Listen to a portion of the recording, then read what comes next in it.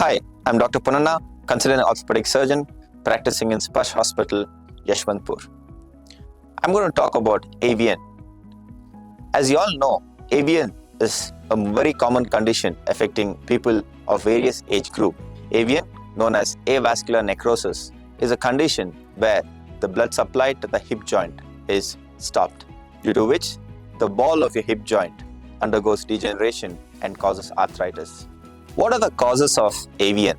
The most common causes, number one, post-traumatic. Any previous injury can give rise to avascular necrosis. Second one is any sort of alcohol abuse or drug abuse, mainly steroid, can cause AVN. It can also occur in patients who have chronic medical comorbidities. These are the few common conditions, although there are other various conditions which can cause AVN. What are the symptoms of AVN? First thing is pain on walking, which gradually worsens and eventually gives rise to difficulty in walking and difficulty in moving your hip joint. Treatment options for AVN.